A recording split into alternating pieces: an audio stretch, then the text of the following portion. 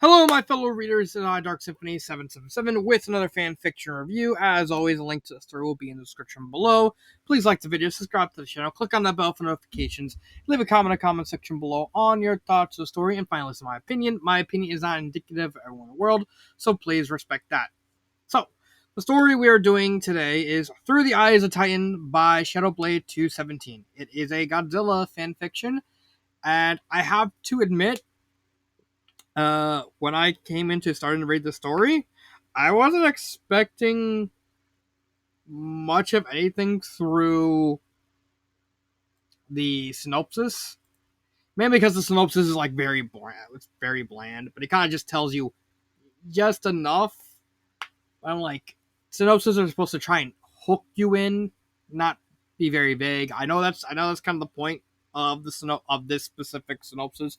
That's more just a personal bugbear. So bear no mind on that. Honestly, let's just ignore that. I'm also very tired, like very tired. So I'm probably gonna pass out once I finish this review. But let's get into the review. So this is an interesting case when it comes to the plot because, for all intents and purposes, this is basically just a bunch of scenes from Godzilla King of Monsters. I think, what year did that movie come out? 2019, I think. But they're told from the kaiju's point of view, which is fine. I don't have a problem with that. However, that also makes it kind of tricky to review because this is a character piece. This is like as pure as you can get character piece. The plot, it don't matter. It really doesn't matter what I say about the plot, because at the end of the day, this story is about the characters. If the author doesn't nail the characters right, we're gonna have a lot of problems. But the author nailed the characters. What a very, very well done character piece. I have to, like, it's one thing crafting like a good story, good characters, but character pieces are so much harder than traditional stories because you have to lay everything on the characters. Basically, like Godzilla in this case, Rodan and Ghidorah and Mothra. They have to carry everything on their back. The author can't deliver with making all their characters work, then it just collapses like a house of cards. By God, he made it work. Let's start with the big man himself, Godzilla. Come on, it's Godzilla. Who doesn't love Godzilla? Who doesn't even know Godzilla? You have to be in. It's probably people who don't know who Godzilla is. Ignore that. I like all these characters, but Godzilla, I actually like Ghidorah more. Godzilla is actually well done. We don't really get to see Godzilla as a character because of the different eras across all the mediums he's had. Like, we had him as a destructive monster. We had him as a bumbling dad. I wish that bumbling dad didn't exist, but it exists. An absolute badass, a genuine hero, a goofy Kamen Rider thing like the Showa era. Godzilla's been everywhere, and the MonsterVerse, because honestly I only really saw the original Godzilla, the one from 2014. I didn't see King of Monsters. I didn't see Godzilla vs Kong. I'm probably not going to see New Empire because I'm just not. So he didn't. I remember from 2014, Godzilla didn't really have much of a character. He was just Godzilla. It's like I get it.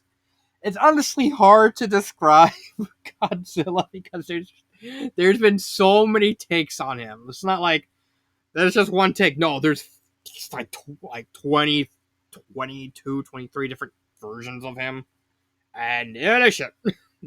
All of them are different. But in this story, I like how the author basically kind of combines his character as like a mix between the Heisei era and the Showa era. He has a little, he's a little more, he's kind of stoic, but a little goofy and well-meaning. He still has that like slightly bumbling. It's barely there, but you can notice that he's kind of like a little bit lax and goofy, and like especially his interactions with Mothra across the story.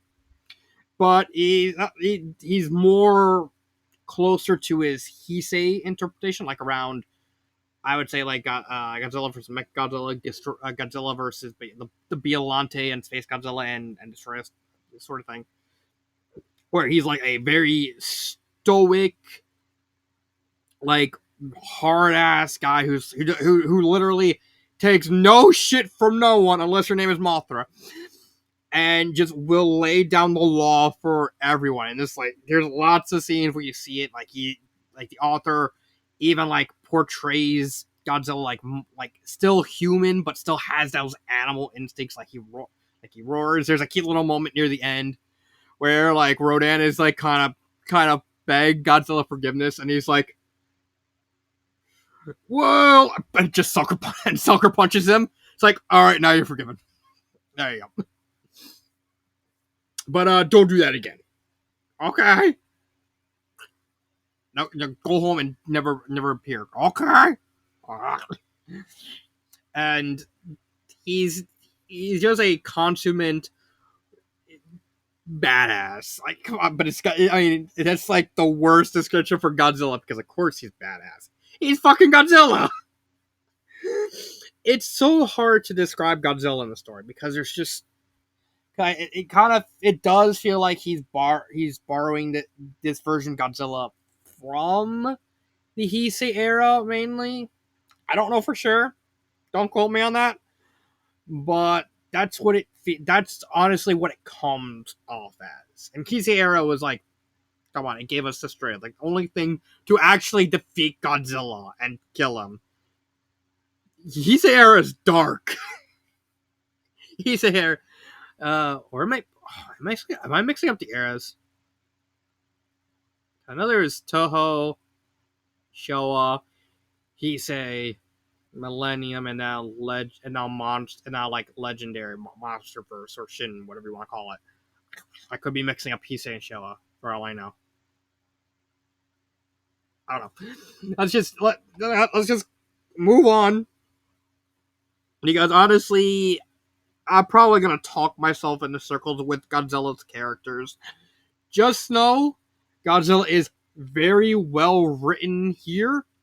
I loved a lot of stuff that he does, but he's just such a complex character that I honestly would probably just spend like an hour talking about his character here if given the chance. I don't want to, and I'm on time restraints because I'm tired. So let's move on to Mothra. I will say before getting into Mothra that there is one thing I don't particularly like about this story. I will say this is a nitpick, a very nitpick on me. I don't like the romance aspects between Godzilla and Mothra. Rodan and Gearus, that's fine, but I'm not a particularly big fan. Granted, I don't particularly like Rodan and Gearus implied romance either, but that's more of a thing that I don't really like the concept of the kaijus being in love. Hence why I said it's a nitpick. It's not gonna impact my review of this story. This is a nitpick that I'm not a particularly big fan of. any sort of way, that's just me and me alone. If you want to picture Godzilla and Mothra just mooching, go ahead. You're gonna see something very disturbing, but go ahead. Mothra at least has a more concrete character. I know, like, she's pretty much stayed the same in every appearance she's had across Godzilla's long history, which thankfully makes her easier to talk about than Godzilla, who's like it's just honestly a complete clusterfuck because Godzilla has. It's just hard. It's hard to talk about Godzilla without bringing up other Godzillas. That's basically what I'm trying to say. Like, you bring up one Godzilla, you bring up the others, and the man in the suit who's like in the distance, like a mile away, waving his hand, like, "Can I join?" No, but Mothra is really just Mothra. I would say Mothra is the weakest character of the group, mainly because the author doesn't really take risk with Mothra's character, which is fine. I don't see the whole. I think it was a neat idea to have at least one character as close to their personality as possible. I think, like, what, in terms of like actual personality, Mothra is like the most steady. She's literally hasn't really changed in terms of personality. She's one of the more expressive kaiju. She's one of the ones that we at least know from a personality standpoint. So the author, I think, did a nice touch, making Mothra not really change that much. Like I said, she's very expressive in the story. There's a neat moment where she like wakes up, and then she like looks around and is like, "Huh?" And she's like completely curious, and then she sees the barrier, and she gets like she thinks like, "Oh, it's just like a warship thing," and then she starts touching the barrier, and then she gets zapped, and then she realizes, "Wait a fucking minute." And she's like, "Oh hell, like, you ain't have this." And rushing to like get the telepathic link up, so now she has to actually escape and cause destruction. And you see that entire part from her point of view is actually it's really well done of her like getting starting from curiosity, just outboiling like like a sense of betrayal, and then understanding because so much time has passed. Is like, I understand these people, they probably don't know we exist anymore, which is fair. I don't have anything else to say about Mothra because, unlike Godzilla, Mothra is like, once you've seen Mothra in any of the other movies, you pretty much get Mothra here. What you see, what you get. She's still really well done.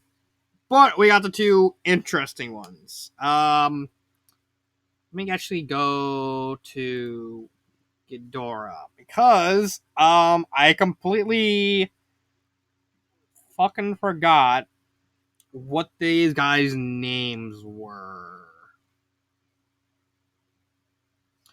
So a neat thing I will say with Ghidorah for this author is the author actually gives each individual head not only their own name, but their own personality. Problem is, I completely fucking forgot what the hell these guys' names were. I know it was based off a Chinese phrase, but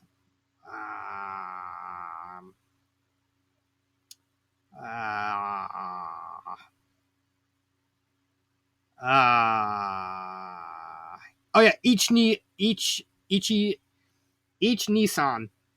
Ichi-san is the name is the full name of all three heads. So you have Ichi, who's like the cold, calculating one, who basically plans everything, kind of has to act as the straight man to the other two heads. You have Ni, who's basically the very angry one, the one who constantly like wants to eat like constantly cause problems, and Ichi and kind of has to like control, like keep on a heel. And then you have San, who's like the goofy one. Basically, he basically made that meme where like the two heads are looking at the goofy one. This basically That's basically the inspiration for this version of Ghidorah, is that dumb meme. Why the author did it like that, I don't know. But I do like Ghidorah. I really do like Ghidorah's role in the story. He's, of course, the big villain of King of the Monsters, but we see his more calculating side of him constantly just going across space, destroying worlds, and only targeting Earth because, oh, they're humans. Wait a minute. Wait a minute. And deciding I'm just gonna kill you all because of all the other planets that had human-like beings who developed technology to hurt us. I don't want you to hurt us anymore. It kind of gives us a vague sense of sympathy for Ghidorah, but not enough that you just, for a fact he's like a demonstrable monster. Like he's come on, he's Ghidorah. Of course he's gonna be evil incarnate, like the closest thing to like evil incarnate in Godzilla, unless you count the GMK from 2001, I think, where Ghidorah was actually the good guy. Honestly, just saying that out loud is still surreal. Like over 20 years later, King Ghidorah as a good guy. Who'd have thunk? But I do like the whole dynamic, despite the fact his character is based off a meme. He's still a well written character. I love like I said, I love the dynamic of Ghidorah. The three heads all seem very lively and have lots of personalities. They're really well done. I love their whole rapport with like how they talk to each other and also how they talk to Rodan.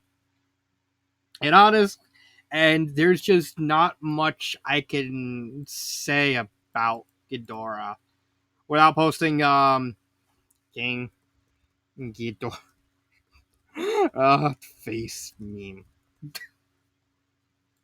Why are they showing this? Did it?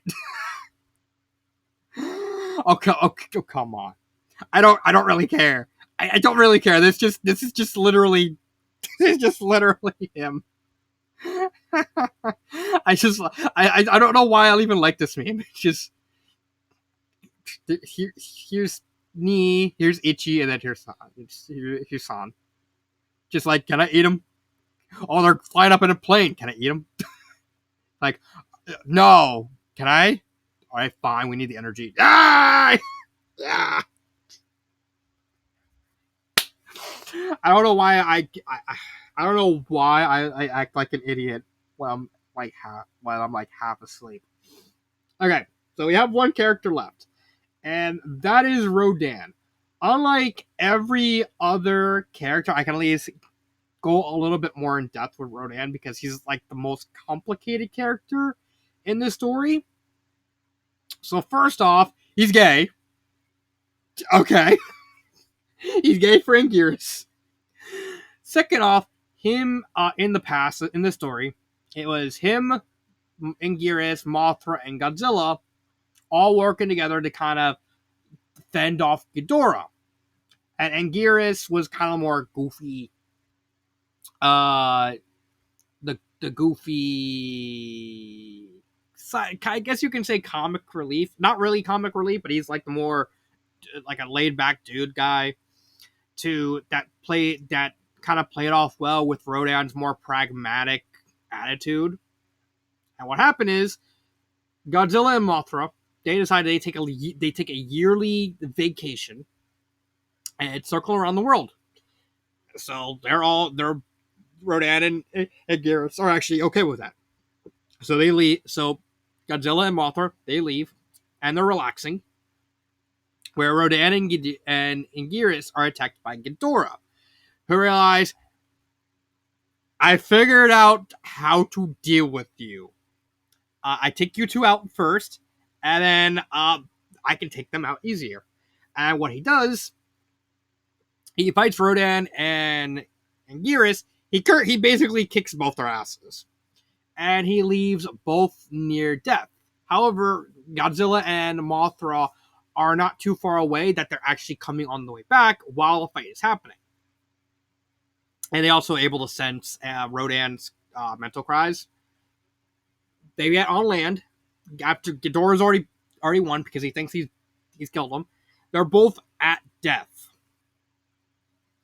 and Mothra can only save one. And with his last breaths, Anguirus asks them for two wishes: one, save Rodan, and two, he wants at least a peaceful burial. And also don't tell Rodan what happened. Which is why Godzilla like puts the skeleton inside his home with the thermal vents where he can heal. That's where so that way he gets the wish. So they heal Rodan. Rodan became invidiously embittered by the fact that Anguirus died and he survived. Basically, classic survivor skills.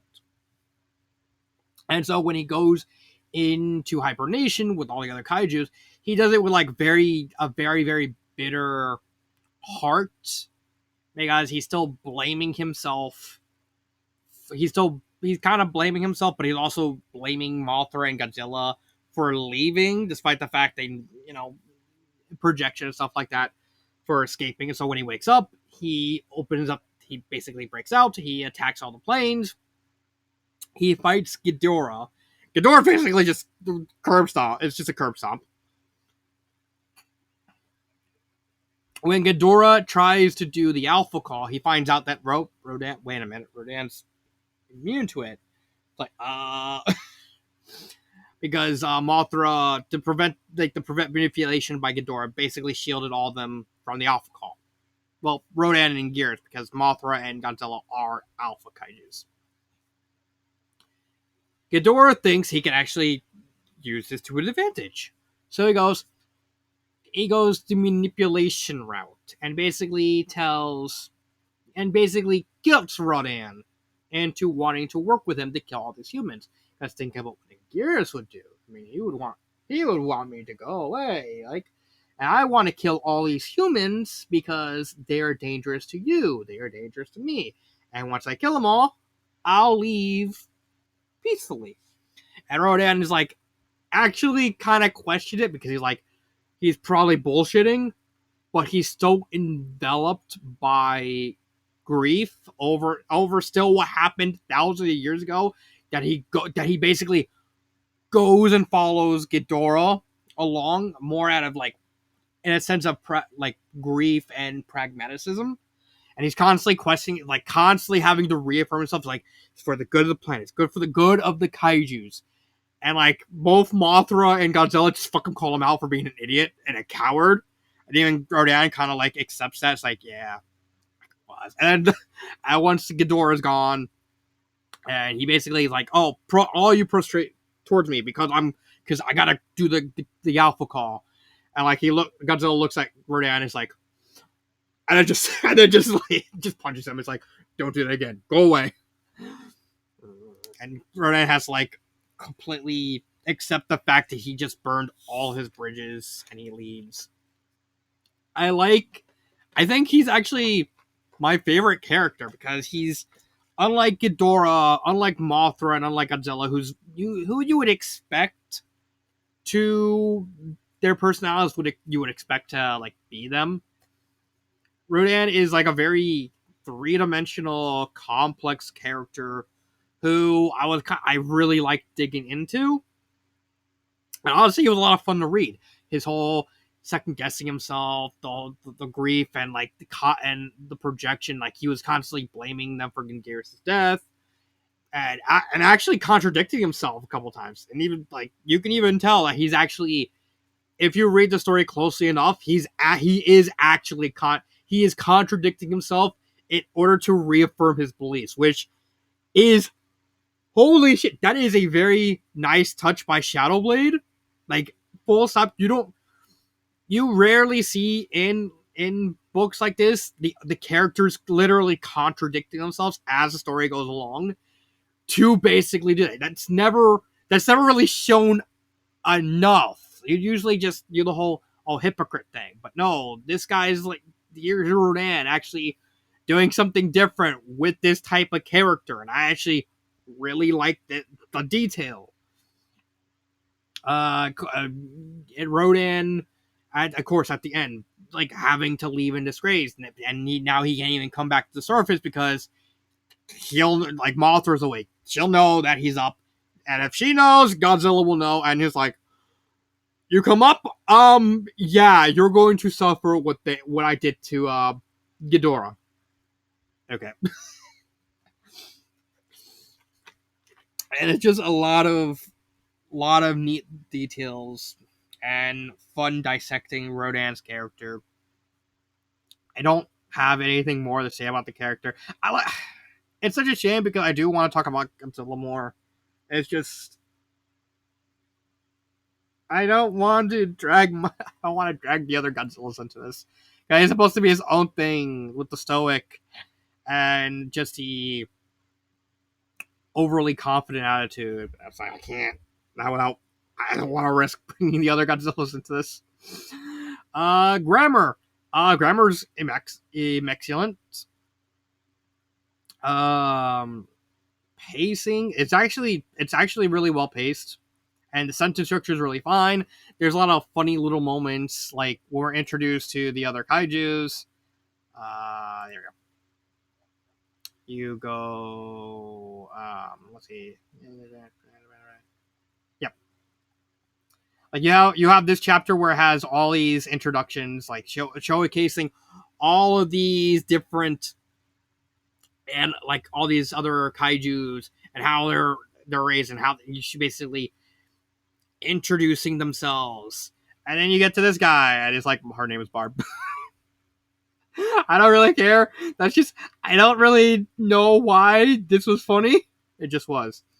But outside of that little funny moment, I loved a lot of the neat little touches. I actually, when I first read this story and I got to hear, and it showed what like a copy paste of the final battle in Godzilla 2014, I thought, oh, it's just going to be it's literally just going to be like Godzilla, like random Godzilla stuff that legendary Godzilla will do, just told from Godzilla, and then Mothra showed up. I do anything other with the, oh wait, there actually is. I actually really like the little touches of these parts. So each chapter starts with kind of at least giving you background information of the three kaiju's: Godzilla, Rodan, Mothra, and Ghidorah. And I love the neat little touch that the author refers to them in the royal we, basically to denote the fact that they see themselves as above humans, as to denote the fact that they're titans. They're not humans. They are creatures that the humans worshipped, and so I just honestly love the just this neat little touch. The author really didn't have to do this. This was literally just something that the author just went above and beyond to do. Because honestly, there was no reason for this to even exist, but it does, and it's really epic. And showing like all the neat little details. I already mentioned the details with Rodan. There's also like little details of like Godzilla when Serizawa. I know in that movie he sacrifices himself. Like there's a very well done part where Godzilla gets like a mental link from Mothra, and she basically tells him they're gonna send a human. It's like Godzilla's like, oh fuck no. After what they did, nah, I don't want that. It's like no. It's either they have something that will completely heal you. And you can actually, despite it being written words, it's so the author carefully writes it in a way to actually let you understand that Godzilla it's like completely wary. It's like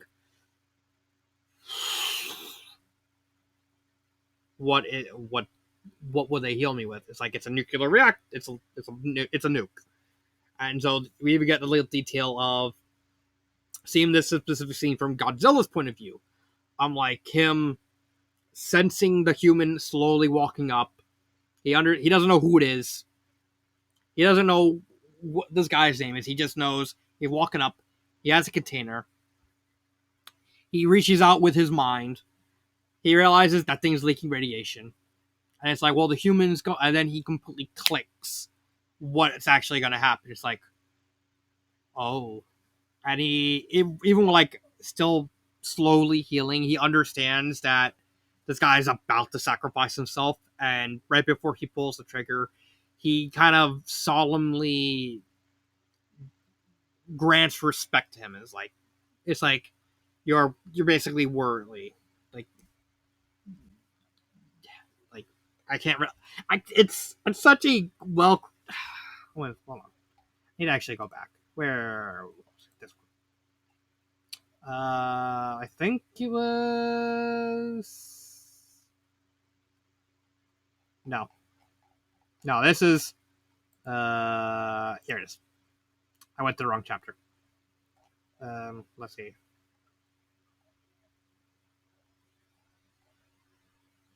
Yeah, here it is.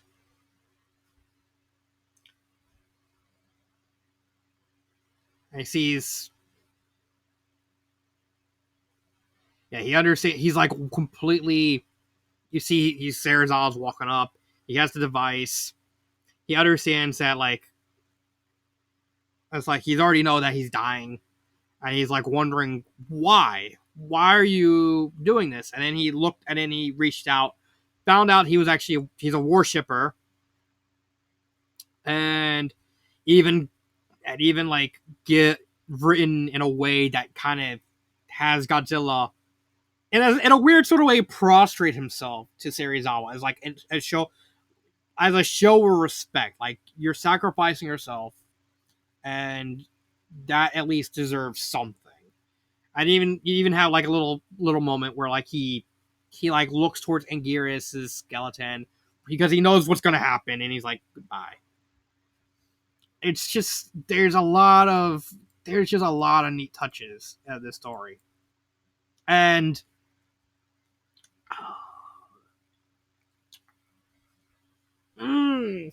which makes it really hard to debate whether or not I should put this story in Better Off Alone tier, because I do think you can make a legitimate argument to put this story at the top of the top.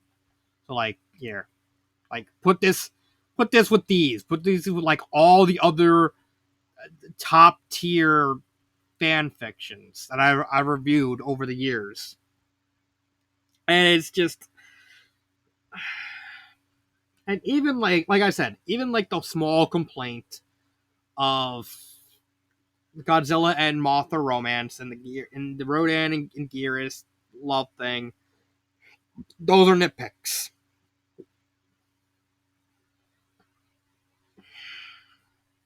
Do I do it? You know what? I'm gonna do it.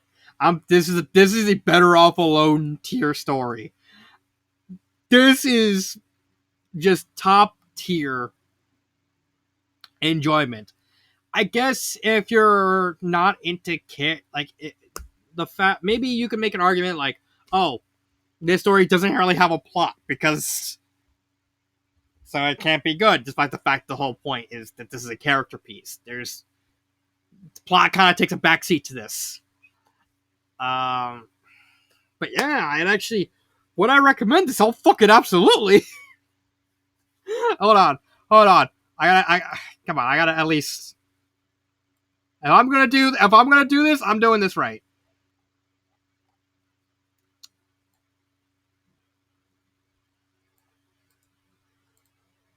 Yeah. Let's see. Right here. Right here. Right here where it belongs. Right here among the Titans. Among the Titans. Like the Titan story it is. But yeah, that's a really kudos to Shadowblade. I don't really have anything I would even want to change. Maybe you could make like an argument for like maybe better defining Mothra and Godzilla's relationship, because if I have to give something bad to this story, it'd probably be that story's kind of wishy-washy with how to what exactly Mothra and Godzilla's relationship is. So I think probably just some slightly better clarification of what exactly the relationship is would be fine. But it's such a minor thing in the entire grand scheme that it's just worthless in the end of it. Do I have a favorite part? Ooh, I want to do this. I want to do the Serizawa scene. I do want. I'm so tempted to do the Serizawa scene, but I guess um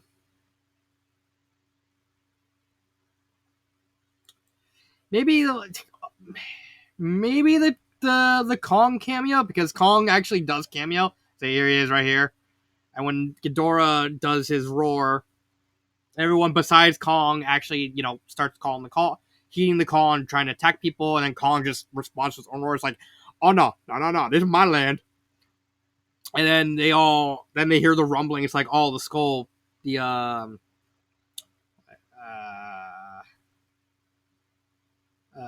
the skull crawlers basically underground heard it too, and they're all rushing up.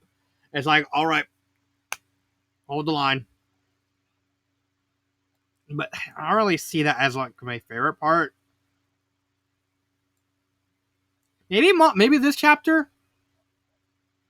I really did like this I really did like the Mothra chapter. It's, you know what? No, I'm gonna say there's no really standout part, because the whole story is standout. Yes, it's a cop out. Deal with it. But yeah, that is Through the Eyes of Titan by Shadowblade 217. This, like, honestly, you blew, like, kudos to you. This is a story I think anyone should just go seek out, or just click on the link. So this has been Dark Symphony 777, and cut.